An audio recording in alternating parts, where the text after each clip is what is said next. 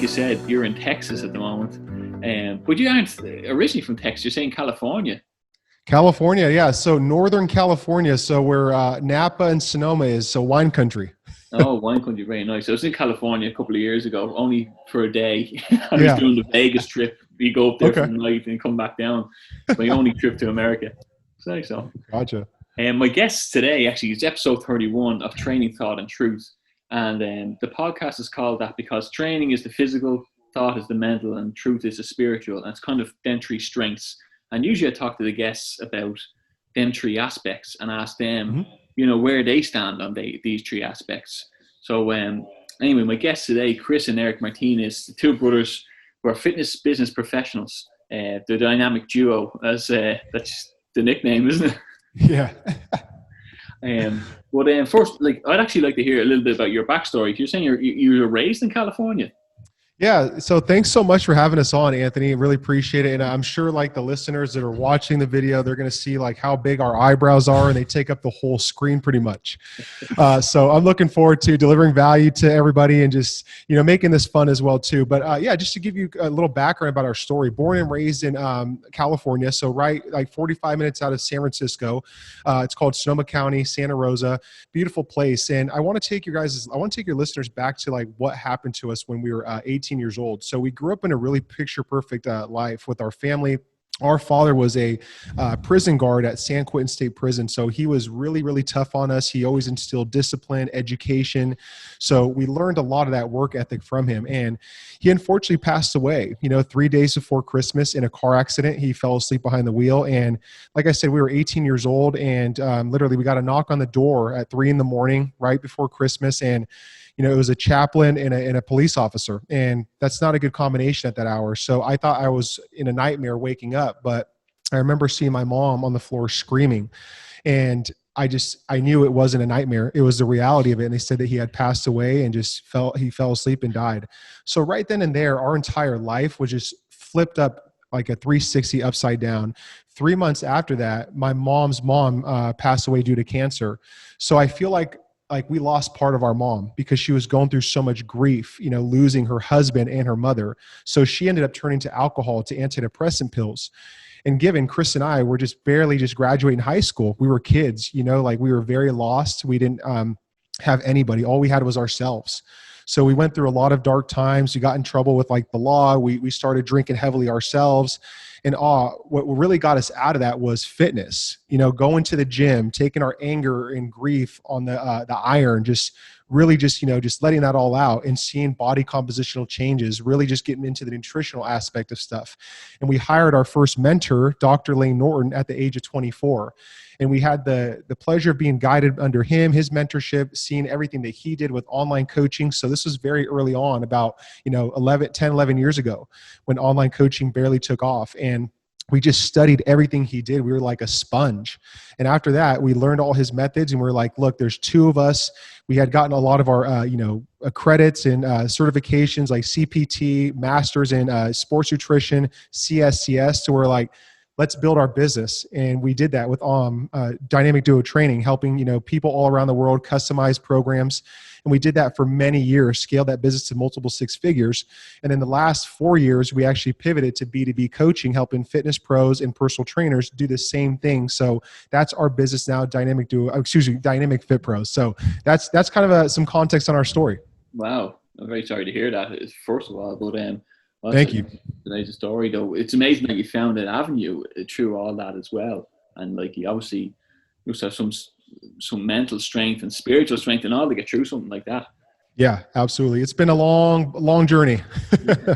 And you were the guys who first kind of came into, well, really, like, your book is kind of after figuring out that most people are doing this the wrong way. Would I be right in saying that? Because I could see from your YouTube videos, you have videos from 7-8 years ago of doing, certain deadlifts and different rows and stuff like that. But then you took a different direction and decided to fix what was broken almost. Would I be right in saying that?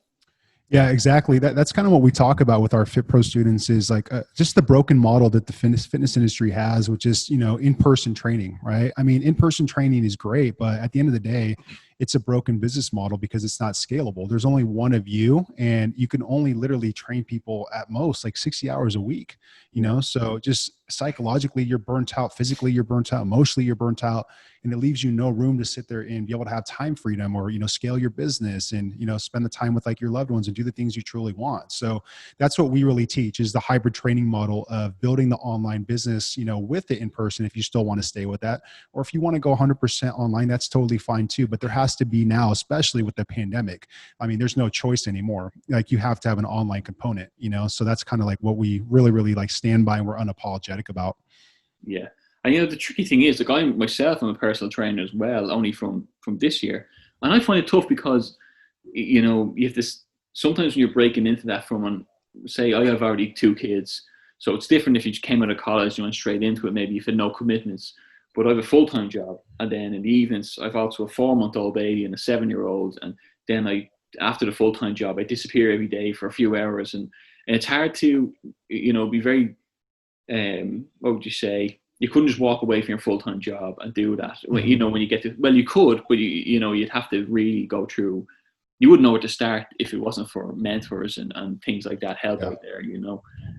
So it can be difficult to go in, and it's saturated. Once, you know, you might have an idea setting up a personal training, but there's a guy around the corner that does the same, and you have to compete with that guy. And do you have something that they don't have? It's a lot to think about, isn't it? You can't just lex on a pair of runners and say, look, you know, throw me a tenner and I'll meet you around the corner, you know? Yeah. Yeah. And I was going to say really quick, I mean, that's why if you're going to get into this, you know, career, like we've seen a lot of, you know, fit pros where, you know, they're halfway in, you know, they're not 100% in. And I think we just looked something up too online about like the churn rate of like personal trainers. I think it was like 70%. So that's not a good thing, right? So people get in this industry to either try to make a quick buck, or they think it's going to be easy, or they truly just don't love it, you know, and the churn rate just goes down really quick, you know? So it's like, if you're going to get in this industry again, like you have to be prepared that it's a longer game than you think. And it is a lot of work, but it's very fulfilling. And I think it is one of the best jobs out there because of you're serving and you're transforming people's lives, not just physically, but just all the other things on there. But you have to really be prepared to like invest in yourself and hire a business coach, because you're not taught that through textbooks. You're not taught that through certification programs.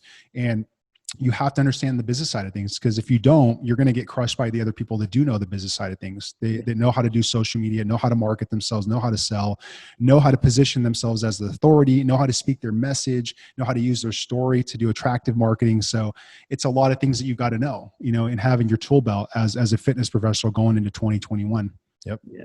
And I think the fine line there is sometimes you can feel you can overdo it, and other times you want to be as authentic as possible as well, don't you? You know, you don't want to be rammed it down people's throats, but at the same time, you want to find the balance. I think it's difficult. It's difficult for someone like me trying to find the balance between, you know, not overdoing it. And, you know, you can see a lot of false advertisements on Instagram now, or, you know, Facebook, and fake photos and things like that. And you're trying to not cram it down people's throats, but at the same time say, this is what it could offer. And genuinely, like, the reason I got into it, because the reward factor as well, you know, when you're helping people out. I drive to work in the mornings, my other job, and I see like someone running out in the morning, kind of, that's the feeling I get. Go on, you can do it, you know. And that's like, oh, this is the path I need to go down, maybe, you know.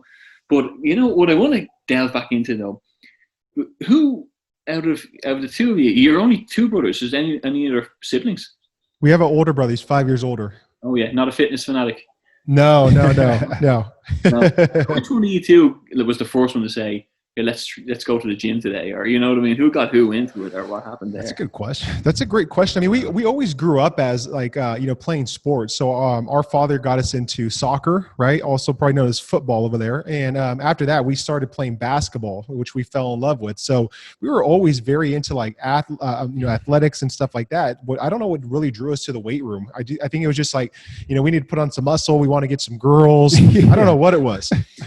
So yeah, but after that, we just fell in love with it. You know, you start seeing some changes, you gain more confidence. And then back then we were reading through like magazines, like bodybuilding magazines. So it's funny thinking back, you know, to those days. Yeah, you get the bug for these things, don't you, as well? Like, oh yeah, everyone says you won't get the bug. Like, I know I thought it. I never did running until last year. I was always like lifting weights and I was happy with that. But then I started running, got the bug for that, and then trying to mix it all together. But you do, like, it's funny. It's hard to get up motivated out of the couch. But once you get going 2 or 3 times in a week, that's it. You're in. You're sunk. Yeah. You know, and it's amazing. It's because of the rewards as well. It's like a benefit Absolutely. on top of it. You personally, like over the years, what are like your kind of own big fitness challenges? Have you had like big races or big stuff you had to overcome, injuries or anything like that? Yeah, I mean, I would say I've had one of the worst injuries this 1 year ago, and it's just literally it's right around the corner of that year, and I tore all the cartilage and some tendons, and almost tore my Achilles in my right foot just playing basketball, a pickup game, and never would I have imagined that it was that severe in the recovery process. I would have never imagined that. I would never wish that on my worst enemy, to have that type of injury, because it's been mentally, battling, and just physically. And thank God I'm almost there, after multiple PRP injections. I had to do a stem cell, procedure. It's been a long haul. So I'm almost there, but I just, it's still there. You know what I mean? So that's been a really, really big one. And one thing that we did too, back in 7 years ago, we actually did a natural bodybuilding contest, which that was actually fun, because back then we were actually helping, people do that as well. Both men and women do contest preps and stuff and shows. So we felt like we had to sit there and walk the walk and take action. So that was a hell of a process. Not my cup of tea where I would ever do that again, but definitely it was a rewarding, journey and experience. Well, the whole thing with the bodybuilding side of things, where you're seeing the competitions where you have to look physically as peak as you can. Like, I know a lot of people that listen that lift a lot of weights and want to, everyone always aims for that body, but they aim for it while they're working their full-time job, and while they're trying to pack their lunch into their suitcase, go to work. So is it nearly impossible to get that while having a full-time job and a full family lifestyle, like, because you can see, like, we all want to, we go running, we lift weights, we're all aiming for that in a way, aesthetically, because that's the picture of health you'd think in your mind. But them guys you see competing, they go through severe water cuts and all, don't they? And severe diets to get to that edge. Yeah. Yeah. I mean, I wouldn't say it's impossible. Like, if like that's the case, I mean, but man, you have to be super selfish, during that time period, like whatever the length of the prep is. And there's no shorter like contest prep than anything from like 16 weeks, 20 weeks. And that can go from like 30 plus weeks. Right. So you got to be super selfish. I mean, you have to be super disciplined and structured during that time. And if you have a family, I mean, that's got to be a conversation you have to have with like your wife, and just prepare her mentally for what it is. And just, yeah, I mean, it's a lot of work, man. It really, really is. And it's just like, you have to be into it. That has to be your cup of tea to be able to do something like that. I think the easiest way to put it, Anthony, is just, you have to build a six-pack in your mindset first before you do that, because there's going to be so much adversity, just like that. You're going to have mental toughness, build up the EQ, and that's what you want to do then amazing. But just be prepared that you better build that six-pack in the mind before anything. Yeah, the mental strength to get there and all. They say that the six-packs are made in the kitchen, not the gym. How true is that? Would you say that's a true statement? I mean, when I was coaching people, I really wasn't on the fence of like, kind of like that kind of analogy is almost like when somebody I hear commonly says like 80% of your results is nutrition and 20% is like training. And I don't think there's any percentages. We were very heavily invested in like the scientific literature. And not once did I ever see a scientific paper that said a percentage of your results comes from training or nutrition, right? I look at them as two tools in your toolbox. You have to be 100% with training, 100% with nutrition. And that's how you get results. Yeah, because I do think I hear that a lot, that 80-20 thing. And it kind of annoys me as well, because when you look at it, they're looking at calories deficit of a day, but they're saying that run, you only burn 200 calories every year or whatever. But the thing is, when you run, then you speed up your metabolism and your fat burn them over the rest of the day. And who forgot about that bit, So I think you're right, like that both are 50-50, I think, Yeah.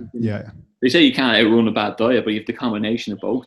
Then exactly. You're doing well. Yeah, and it's the same thing, like where you hear somebody where it's like they don't understand like the calorie balance equation, and they'll sit there and be like, well, I just went on keto or I went on intermittent fasting, and that's what did the results. That's why I lost 20 pounds and finally did it. And it's like, no, it's not. It's because you're in a calorie deficit, and for some reason you're able to sustain that diet compared to any other like quote unquote name diet out there, So. Yeah.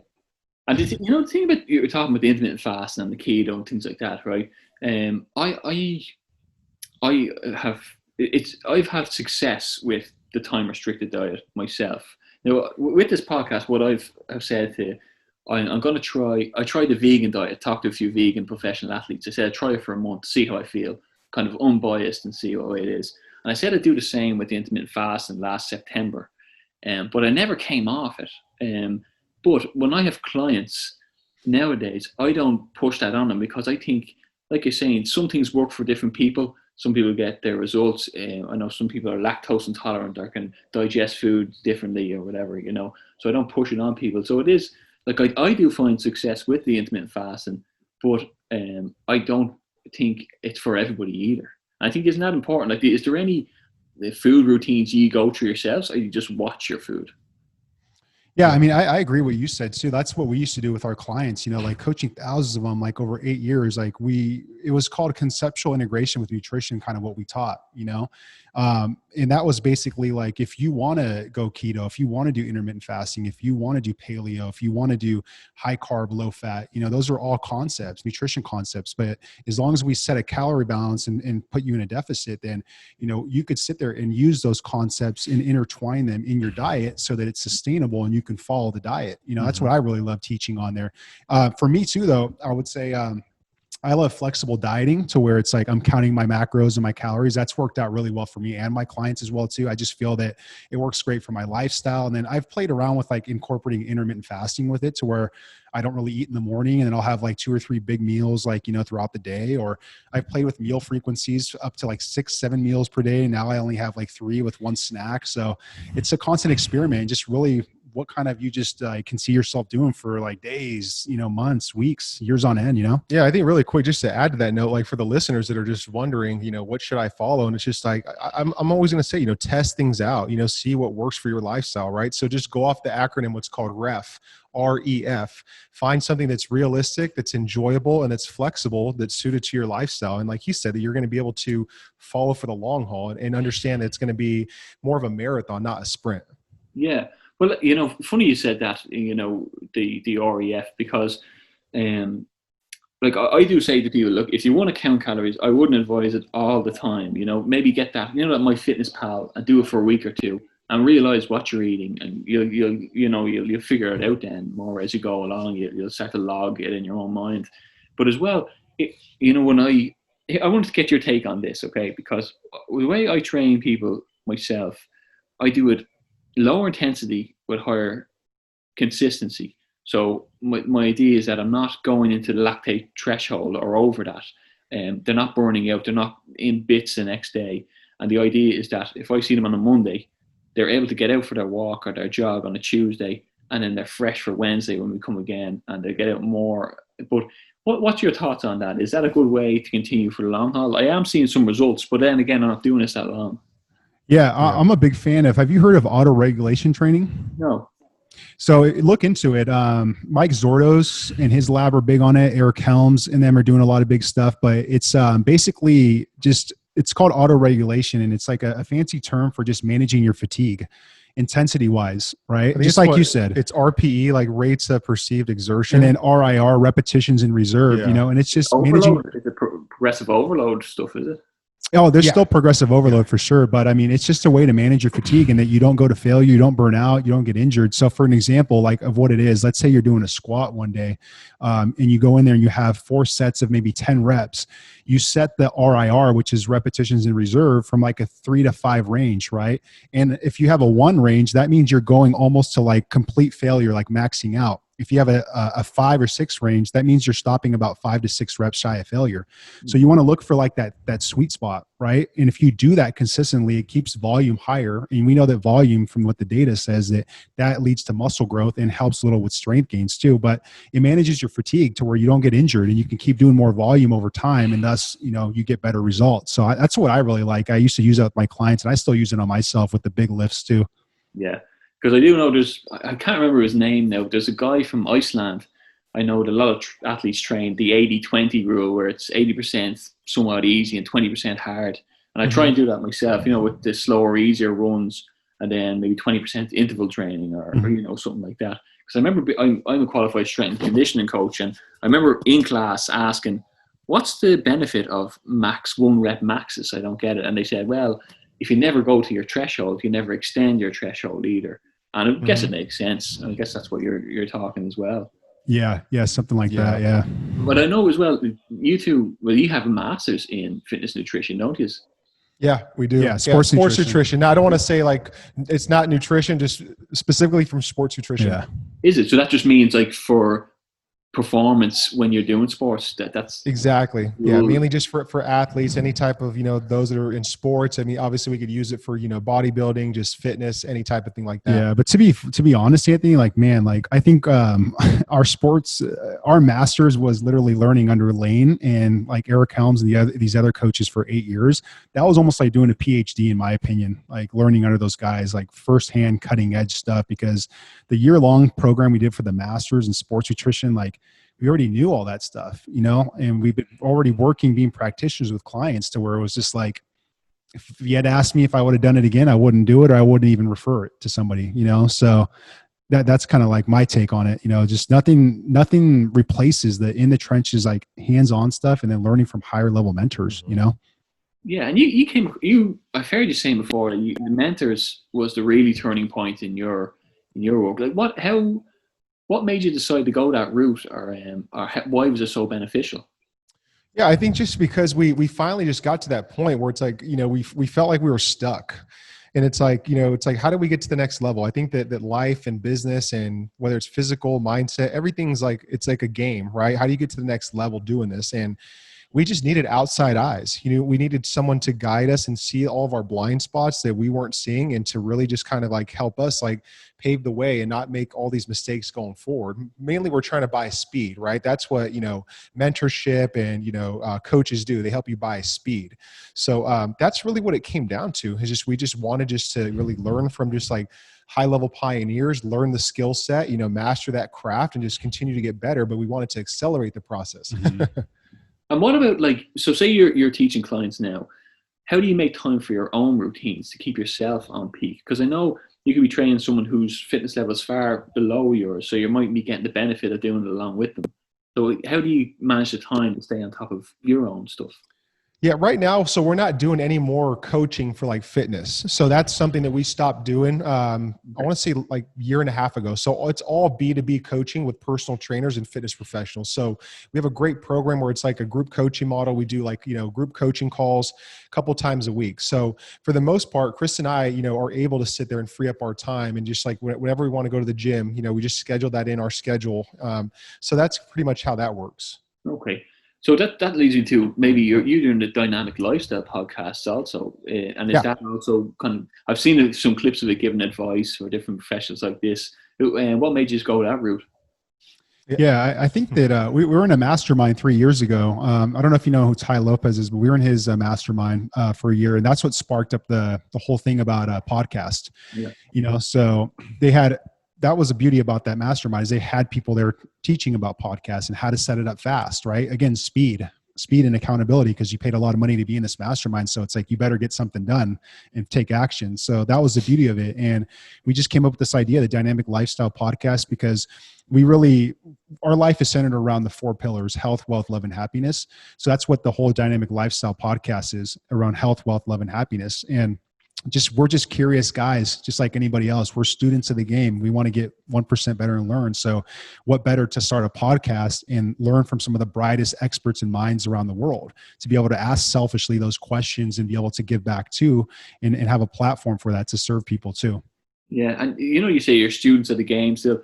Like, do you think we're everybody is still a student of the game in terms of, we're discovering new things every year, kind of, different genetics and abilities and different ways of training. Even now, like, think of how long people are doing sports. If we go back to boxing as the initial sport hundreds of years ago, or maybe thousands of years ago, like, isn't it interesting, like, even the top guys that people are mentoring off are still, in a sense, students of the game, really, And I guess technology is speeding that up a good bit, isn't it? Like, now you can strap, I don't know, your own heart rate monitor on you, which would have been only something the doctors could do 20 years ago. You can get it for $30 or £40 or whatever, and you can see your metrics and you can see your stress levels afterwards.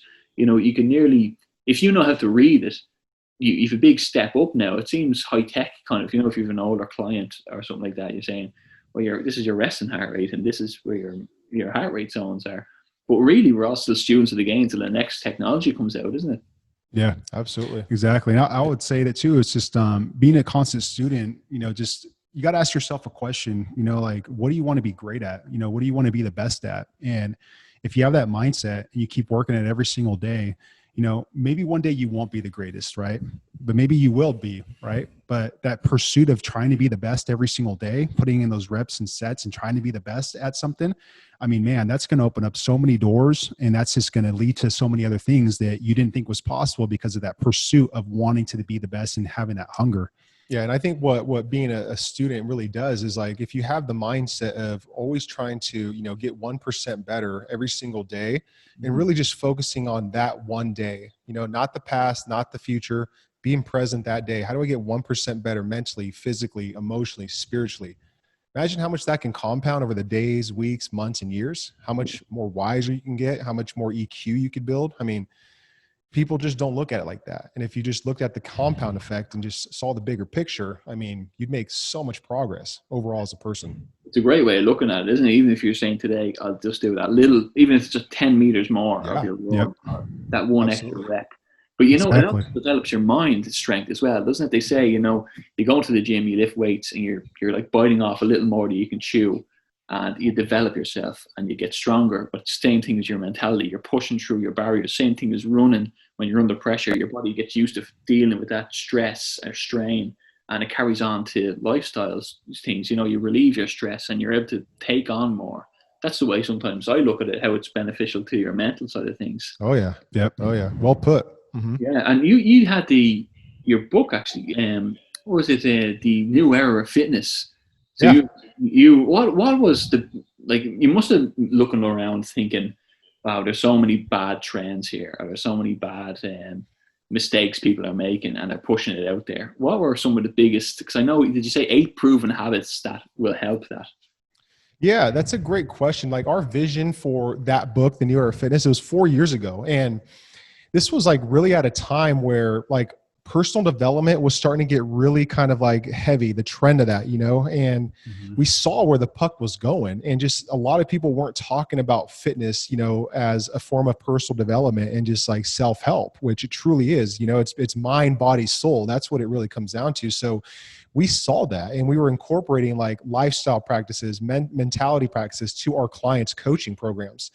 And it just wasn't the sexiest thing to market because a lot of people were still very like resistant about it. They weren't open to it. And now it's a completely different story. Nowadays, it's all about that, but like fitness and mindset and all that stuff. And we saw where it was going. So that's why we wrote that book. And mainly what it consisted of was 5 different pillars. So like, incorporate flexible nutrition, flexible training, mindset, build habits, and tie it all into a lifestyle. So that's why we wrote that book, because we truly stood behind all those 5 things within, exercise and nutrition. And we didn't want to look at it as black and white and under a microscope.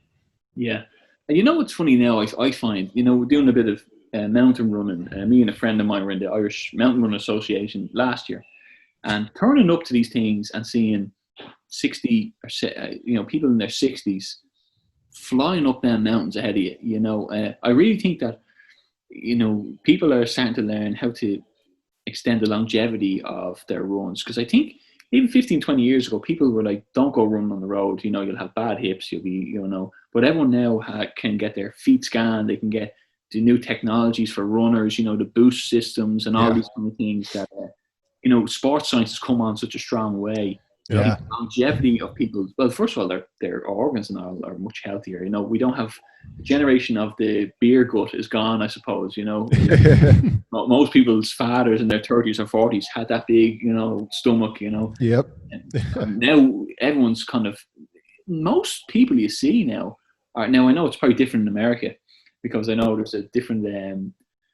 I don't know if they have much higher obesity rates probably, and different stuff in their food and that. But most younger people you see are kind of out there hitting the road. And if they're not, then they're asking themselves why. And it's become such a big thing. It's almost as important as work now, which is great. A friend of mine says it should be more important. You wouldn't be late for work you wouldn't miss work, don't miss your run, don't miss your work. Yeah. And it's Yeah. trying to, that idea is coming to the forefront, is more, isn't it? Like, people are more prioritizing their health when they're seeing the benefits of everybody else getting out there. Yeah. Exactly. And they have to, and just take the pandemic, for example, right? I mean, that's really opened up people's awareness around immune health and just overall health. Like you said, longevity. It's like, who would have thought a virus of all things would have done this to the world? So now, of course, people are more aware of that, so Yeah. there's blessings and curses with it. Yeah. I mean, if you look at those stats they put out, I don't know how accurate they are. It's like most of the people that, unfortunately passed away from like COVID was because they're like morbidly obese. They had like these pre-existing conditions, right? Elderly. I mean, that comes down to health. So if that's not a wake-up call, to put health at the forefront, then I don't know what is, Yeah, maybe it will be, because, I don't know what way you have seen it, but I know some people have got out and had more time to look at their own health and got out and start running. But I think most people have probably put on weight since the COVID, and they're isolated and they're sitting on their couch, and they're, that boredom have nothing to do is when people go to the fridge or go to the press and pick up the snacks. And have you seen that more people have had a negative effect on their physical fitness? I think it's a great point that you bring that up. I think it goes both ways, but I think a lot of it too is like depression. A lot of people are very depressed right now in that state where it's just a lot of uncertainty, especially over here in the States. I mean, we have the election coming up for a new president in the next couple of weeks. So there's another thing of like talk of like another wave hitting and shutting us down. So there's so much going through people's mentalities right now to where I think depression is like one of the number one things. And what do? They turn to like, comfort foods for dopamine and rewards. Alcohol. I mean, lack of exercise, it's all going to just compile. Yeah. And it's tough, I like to think on this podcast, helping more so than helping someone beat their new 5K, and trying to get people off the couch who I think a lot of people, when they get to that depressive state and they get to a certain weight, they think they're gone too far or they're too old or whatever. But like I said, seeing the 60, like I have to give a shout out to my own mother, who's in her 50s, who started running this year, and now she's training half marathons, but I think, that's great, but I do think that people, if it's hard to motivate people, once they get out once or twice or get into some kind of routine, then they see the benefit and the chemicals release, and they're much more positive in themselves. Any of your own advice towards people who might be listening? Somebody that's maybe facing depression or just like in a dark hole like that? Yeah, kind of like looking for that extra bit of motivation maybe to get out.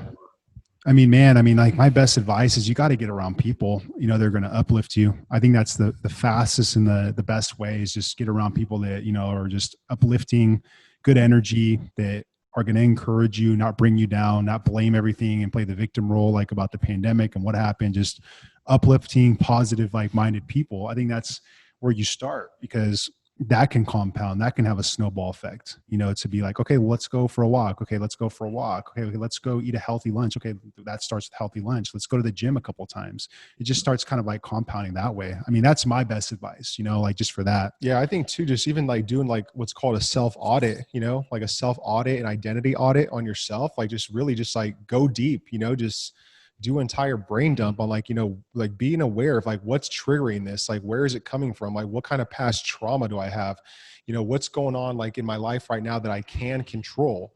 You have to really identify what's really going on. What are my surroundings like, like where do I feel like the most like unfulfillment at? And the thing is, a lot of people don't want to sit there and do that because it's uncomfortable, but it's like you have to slowly peel back layers in order to really identify that and really just understand what's the root of the problem.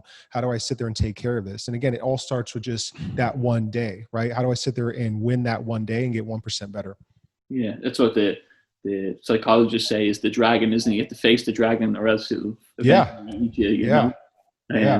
But it's so funny because, in different countries, we have different environments. I know the different environments, what I mean is that, we have different people around us who can be a positive force, and they say you should surround yourself with people who want the best for you as well. I think that's a Peterson line. I'll be a fan of it, of that. But I think, that regardless of, what we do differently, like in different countries, we might have different schooling, different churches. But this fitness thing is universal to everybody, isn't it? It's just, you just eat the same, you eat healthy foods, you get out, you expand your body, you put yourself under pressure. It's everybody, no matter where you live, it's the same message, isn't it? Just get out and do it. Right. Yeah, it really is. And just really go back to your point. I did an Instagram post today on this, on just like the importance of your surroundings. And like, just as the older we've gotten, we've wanted to just be more low key and just keep our circle smaller and tighter, and, you can still be respectful. You can still sit there and be transparent and authentic, but not everybody, deserves to be in your circle and, be at the same seat and table with you. Right? If they don't sit there and bring value to your life, or, they don't have the same, interests, right? To where it's good, positive energy. So I think people need to be more aware of that too. Just, really be aware of who you're around. Like if you're around people that are going to excel in fitness and have good health habits, it's going to rub off on you. Same thing. If you're around people that, are trying to make more money, see money as an abundance, that's going to rub off on you too, and look at money a different way instead of a scarce mindset. Yeah. And that is interesting. They do say, if someone is a negative force in your life, no matter who they are, you have to separate yourself from them. Yeah. It might sound a bit ruthless, but, it's two around people is not an improvement over one, really, isn't it? Don't let them drag you down as well. And it might sound that way, but if they're no good, it's the way it is, isn't it? Maybe they'll change and figure it out. And talking about people in your close circle, you two being brothers, but also business partners, I'm sure you see each other every day. Now, you must have a serious relationship, not to be arguing or smacking the head off each other every day. How does that work? Is there a lot of arguments? Yeah. It's fun, man, to be honest, but it's like, a lot of people don't know this pandemic when it hit. Eric moved back to Northern California for like a little bit over 6 months. So I was here with my fiance in Los Angeles for 6 months because we had a lease and we had to stay there. And it was tough. It was a tough time. That was the first time where we kind of just were away from each other, trying to run the business, pivot the business, figure things out. It was a challenge. It really, really was. But it's fun. Like I wouldn't trade it for anything, to be by this guy every day, kind of just like in the trenches of the business and, growing together and, serving people like through our podcast, helping out our fit pros. I mean, all that stuff, and just growing in life. Again, going back to being students and getting 1% better every single day. But there's times, trust me, like where we get on each other's nerves and, we talk crap to each other here and there, but it's just like, we get over it though really quick, and what really helps us out, Anthony, is like our Monday meeting that we have, really setting the intention for the week. Like what's the goals, like sales, like what do we have to really do for marketing, social media plan? Like we have to interview these people. I mean, that sets the intention to where it's like the communication's there and we know exactly what we're doing for the week. Yeah. Okay. The move to Texas, that wasn't a big Spotify deal or anything, was it? No, or no. I wish. I wish. That'd be cool. Maybe one day. Maybe a Doublemint gum twin commercial or something, right? Yeah, that'd be good. Yeah. You were talking earlier about your father. He was a harsh, but also a good influence in terms of discipline. And I wanted to ask you both in terms of your own personal influences. Who have been the biggest influence personally on your own lives? It's a great question. I think for me, I would say obviously, yes, my father. I had a life coach probably about 5 years ago. So I was, I think he really opened up my mind to just more about the personal growth aspect and working on the mindset stuff. So he was a huge influence in my life. And then obviously just other mentors that we've had, just all throughout kind of like our life, like just like I said, Lane Norton, Eric Helms, Ty Lopez, Mark Lack. I mean, there's tons of people that have just really influenced us and really just showed us a bigger way to think and play bigger in life. Yeah. Yeah. Okay. And is there any kind of, if you're feeling unmotivated, is any certain music you hit on yourself or any one media guy you go to personally for a bit of motivation, or if you just remember the stuff you were taught? Yeah, that's a good question too. And like, I like to think of myself as I'm always going to be the content producer, not the consumer. Yeah. So I try to minimize as much content as possible because I'm really trying to stay focused, but I have my go-tos, like my 5 go-to people. I really like Patrick Bet-David. I like Joe Rogan, obviously. David Goggins, he's really good for inspiration, motivation. Brene Brown, she's really good. Gosh, there's a lot of people. Tim Ferriss is good. I mean, Yeah, I would say too. Ed Milet, there's a lot of good people. And then I've been studying a lot Russell Brunson. I don't know if you know who he is, ClickFunnels guy, but reading all of his books, like literally going through his books. I'm probably not going to read another book besides his books for probably the next 6 months. I'm literally going to read them over and over and just really study him that hard, because it's just like he's so good. He's so good with all this stuff. So yeah, I would say too, with what Eric said, all those people are really influential and we look up to, and really pumps us up if we're having like a crappy day. We're kind of bleeding into the truth part of the podcast, which is the more spiritual side now.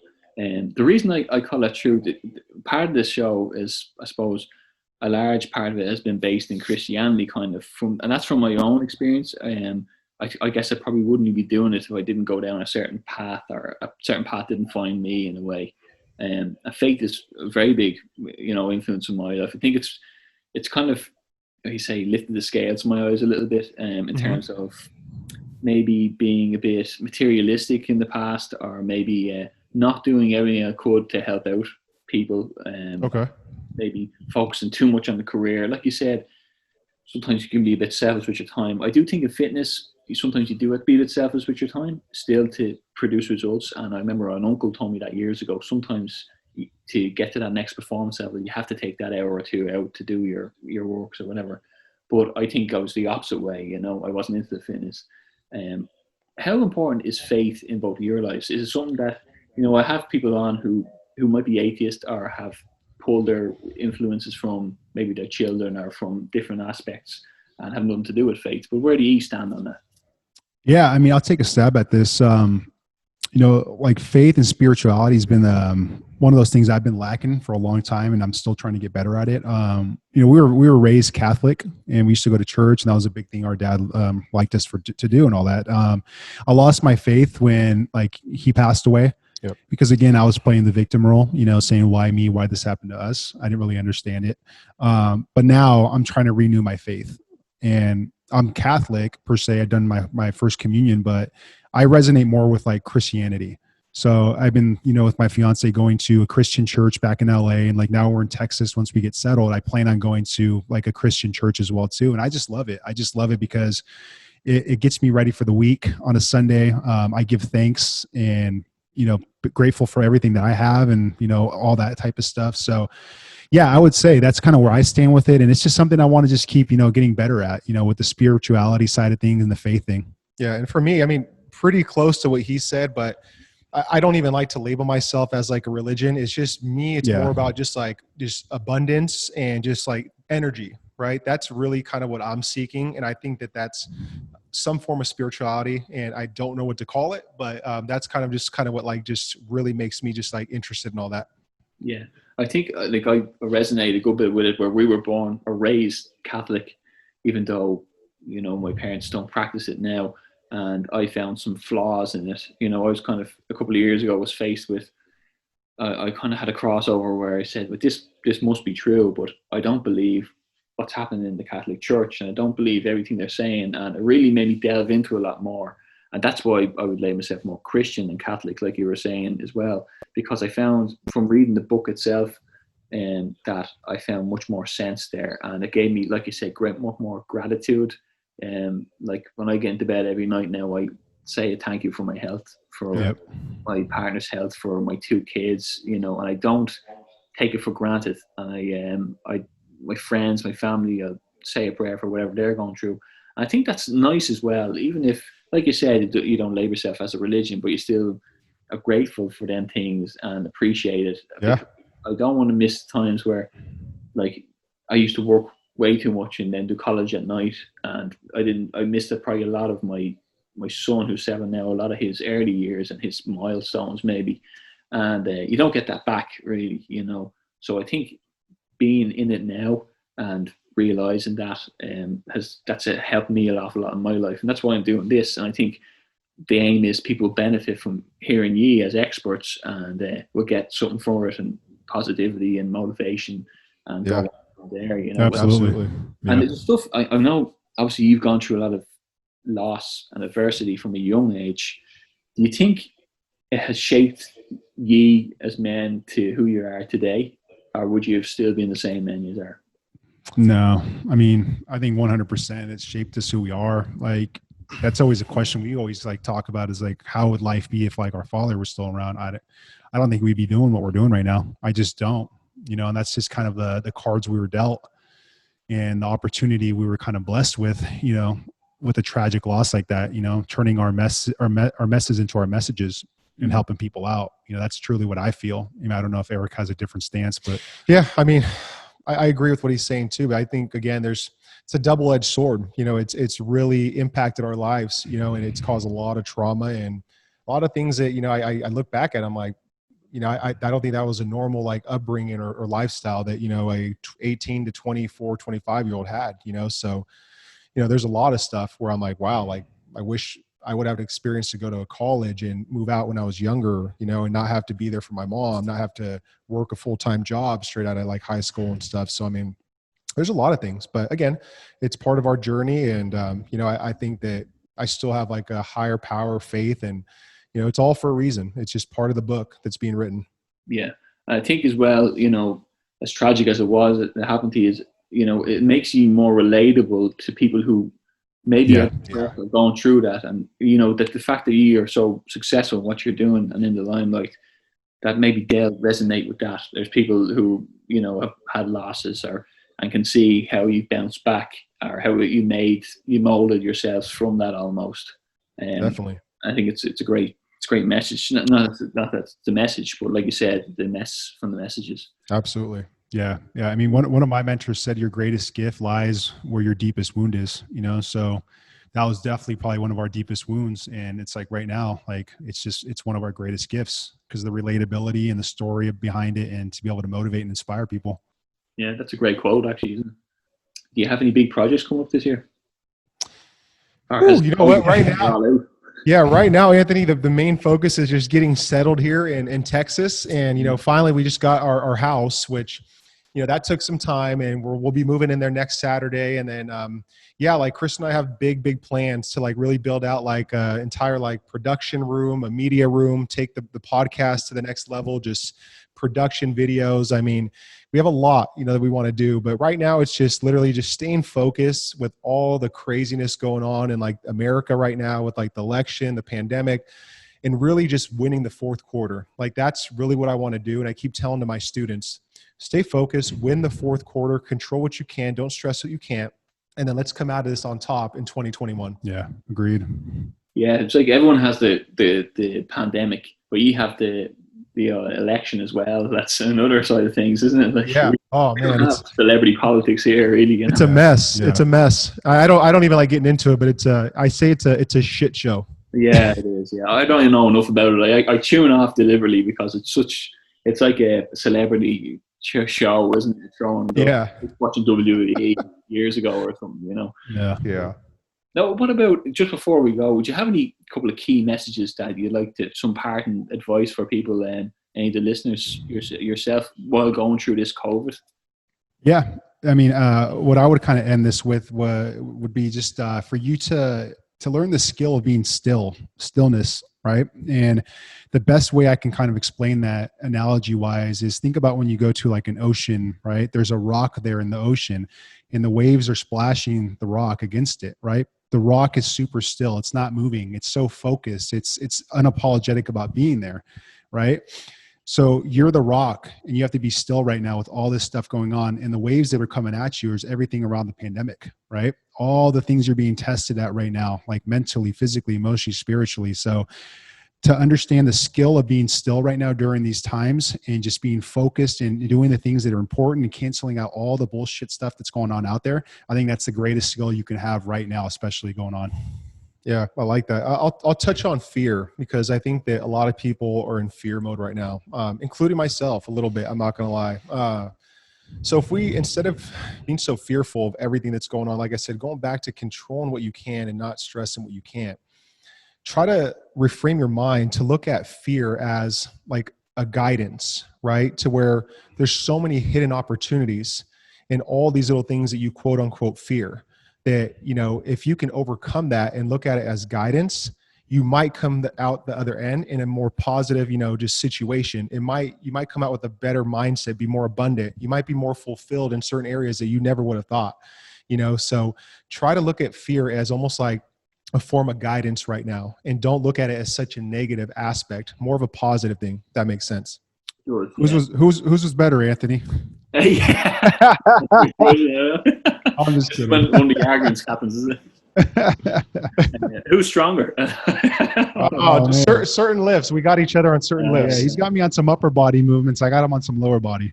That's the politically correct answer. Look, guys, I think it's great you came on. I haven't been doing. I've put the podcast on hold since June with all this COVID, but it's really nice and refreshing that you've come on with the positive messages in the middle of the whole thing. I'm delighted you came on, and really happy talking to you today. And look, I'm going to put a couple of links to your sites and your book below in the description, and have this up in the next couple of days. Absolutely. Love it. Thank you so much for having us. This is great. And send it to us and we'll be happy to share that out. Thanks, Anthony. No problem. Thanks, guys. Appreciate it. All right, Anthony. Have a good one. Same to you. Thanks. Okay. Bye.